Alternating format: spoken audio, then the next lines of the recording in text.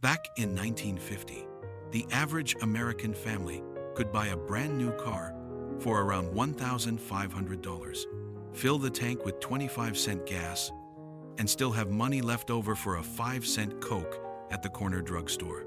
Imagine that. Today, 25 cents barely covers a parking meter for 10 minutes, and a shiny new car? Let's just say you'd need a bank loan, a second job, and maybe a winning lottery ticket. But here's the thing, life in the 1950s wasn't just cheaper. It was cozier, slower, and somehow fuller. Families gathered around one black and white television.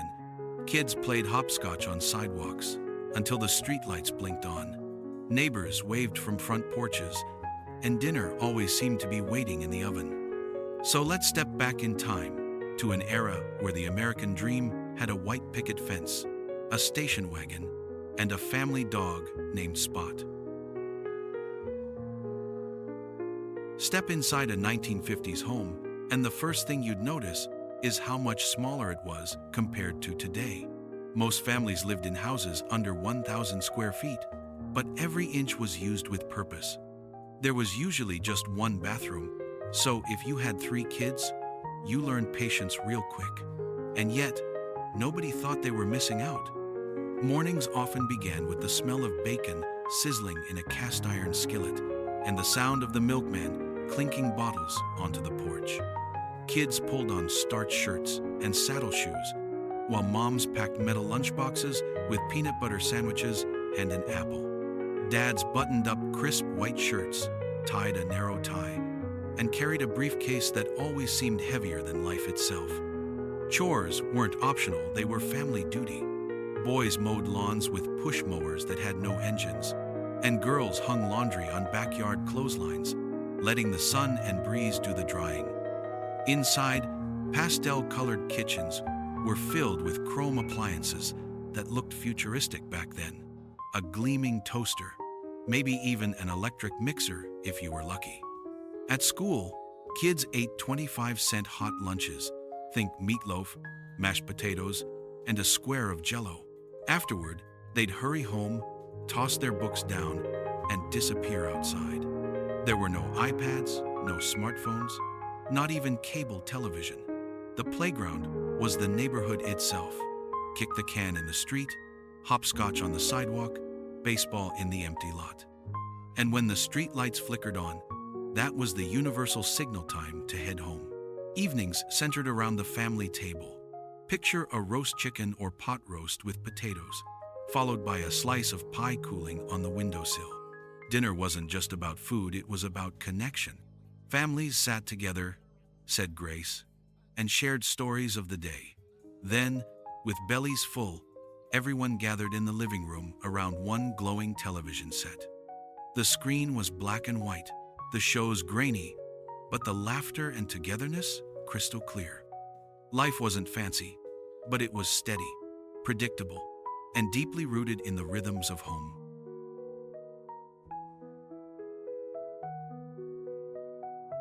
If the 1950s family dinner table was the heart of the home, then pop culture was the heartbeat of the entire nation. And no single name captured that beat louder than Elvis Presley. When he swiveled his hips on stage, parents gasped in horror, while teenagers screamed like the world was ending. Heartbreak Hotel wasn't just a song, it was a cultural earthquake. Alongside Elvis came Chuck Berry strumming his guitar, Little Richard pounding the piano, and Buddy Holly adjusting those thick glasses. Rock and roll wasn't just music, it was a rebellion with a backbeat. Television also turned the living room into America's stage. Families tuned in religiously to I Love Lucy, laughing at Lucy's harebrained schemes. There was Leave It to Beaver, painting the picture-perfect suburban dream, and American Bandstand, where teenagers across the country learned new dance moves right from their sofas. Television dinners, those aluminum trays of Salisbury steak, peas, and mashed potatoes, turned the act of watching television into an event of its own. And let's not forget the toys. Mr. Potato Head made his debut in 1952, requiring kids to stick real plastic eyes and mouths into an actual potato before Hasbro gave him a plastic body. Imagine handing a modern child a potato and saying, "Here's your new toy." You'd probably get reported to child services. The hula hoop craze had kids spinning themselves dizzy, while the radio flyer wagon was practically a rite of passage. Entertainment wasn't limited to the living room. Drive-in theaters popped up everywhere. Big outdoor screens where families and teenagers parked their cars, tuned in through a tinny speaker, and watched movies under the stars. Meanwhile, diners became the social hubs of small towns. Chrome stools lined up at the counter, jukeboxes glowing in the corner, and milkshakes so thick you practically needed a jackhammer for the straw. It was a golden age of innocence, laughter, and shared experiences. Whether it was a night at the drive-in, a Sunday matinee, or a spin with the hula hoop, the fun wasn't just about the activity. It was about being together in a world that seemed simpler, lighter, and endlessly exciting.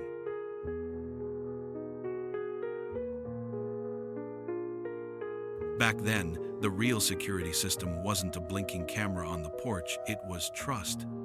Families often left their doors unlocked, and if you misplaced your house key, chances are your neighbor had a spare tucked in a drawer. Kids could ride bikes across town without anyone worrying, and the most serious trouble might be scraping a knee or coming home late for dinner. Every town had its gathering spots. The barber shop was more than a place for a trim. It was the unofficial news station where men swapped stories while the hum of clippers filled the air.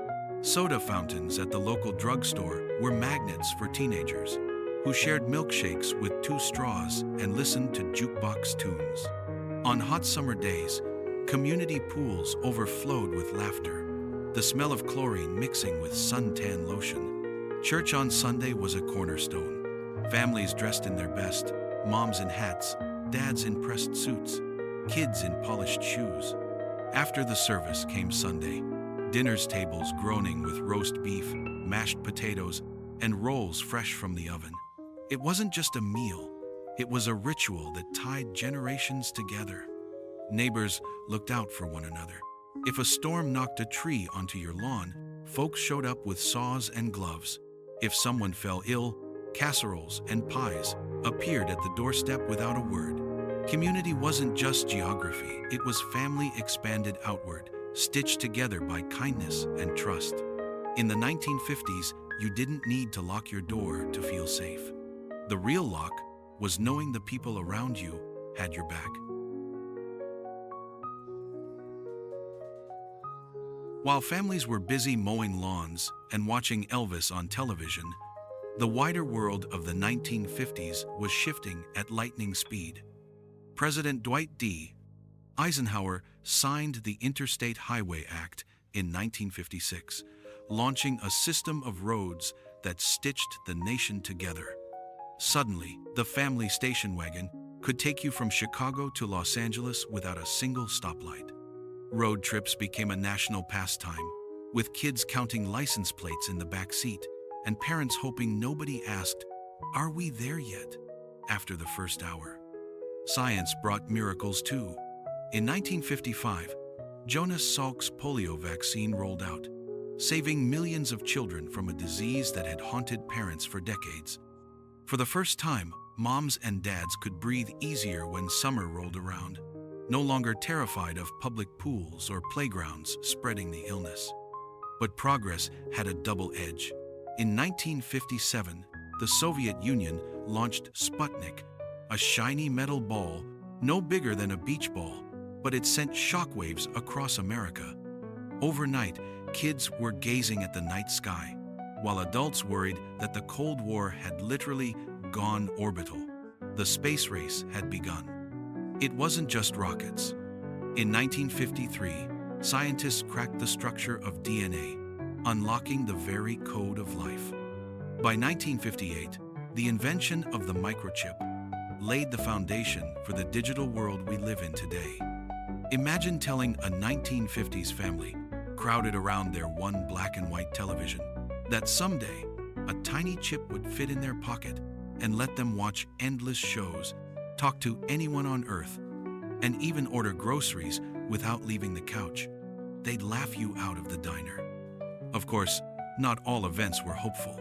The Korean War, stretching from 1950 to 1953, reminded Americans that peace was fragile. Families sat around radios and TVs, hearing updates of faraway battles, sending sons to fight, and praying for their safe return. Meanwhile, the shadow of the atomic bomb loomed large. Duck and cover drills in classrooms taught kids to hide under desks, as if a wooden slab could stop a nuclear blast. It was a strange mix of optimism and fear, the thrill of progress balanced against the chill of the Cold War. The 1950s were more than pastel kitchens and drive-ins. They were also the decade when America looked outward to the stars, inward to its DNA, and forward to a future that seemed both dazzling and dangerous. If the music and movies of the 1950s gave America its soundtrack, then community life gave it its heartbeat. Back then, neighborhoods weren't just places where people lived side by side. They were living, breathing families of their own. Most folks didn't lock their doors. It wasn't because crime didn't exist, but because trust was stronger than fear. If your family left town, you handed your house key to the Johnsons next door. They'd feed your cat, water your plants, and maybe even leave a pie on your counter for when you came back. Children played stickball or hopscotch in the street until the streetlights flicked on, and parents knew that if anything went wrong, every neighbor on the block would look out for them. The local barbershop was more than a place to get a haircut. It was the town's unofficial news station. Men sat in red leather chairs, swapping stories while the buzz of clippers hummed in the background. The barber knew everybody's name, their kids, and their secrets, though he only shared the good ones. Across the street, the soda fountain was just as lively. Red stools spun endlessly.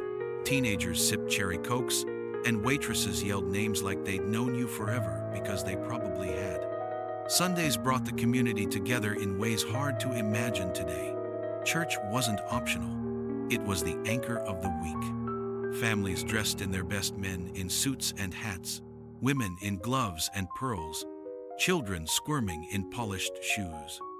Afterward, everyone shook hands on the church steps before heading home to roast chicken or pot roast. For many, faith wasn't just religion, it was routine, the glue that held the week in place. Community also meant family dinners that spilled beyond your own four walls. Relatives, neighbors, even the wandering cousin no one could keep track of always seemed to show up at the table. The kitchen table wasn't just for eating. It was where arguments were hashed out, homework was done, and advice was given whether you asked for it or not. Even schools reflected that same spirit. Kids respected, or at least feared, their teachers. You stood up when called on, answered with "yes, ma'am," and didn't dare talk back unless you wanted your ears boxed and a note sent home. Discipline wasn't debated. It was expected. And behind it all was a belief that education wasn't just about books, but about raising kids to be good citizens. And when neighbors had a baby, everyone rallied. Casseroles appeared at the doorstep, hand-me-down cribs were passed along, and the proud father handed out cigars. There were no baby registries or Amazon wish lists, just people helping people. Because that's what you did. Trust, connection, and togetherness weren't slogans in the 1950s, they were the fabric of daily life. And though times have changed, many still remember that feeling of knowing your neighbors had your back, no matter what.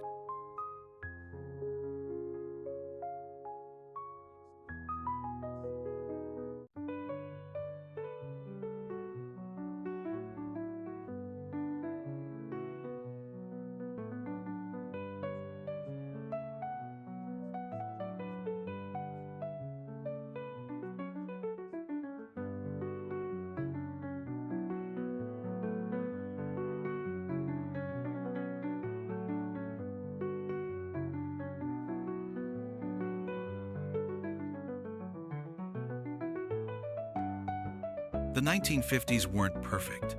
The world outside was tense, the Cold War was real, and families carried worries just like we do today. But inside those little homes, Life felt slower, steadier, and somehow more connected. You knew your neighbors. You trusted the milkman. You ate dinner as a family without a phone buzzing on the table. It was an era of simple pleasures. A 5-cent Coke on a hot afternoon, a drive-in double feature under the stars, or the comfort of knowing Mom's roast would always be on the table by 6. Looking back, maybe the real magic of the 1950s wasn't the prices or the gadgets, it was the togetherness. So let me ask you, what do you miss most from that golden time? The jukebox in the diner? The glow of the black and white television? Or just the feeling of a neighborhood where everyone knew your name?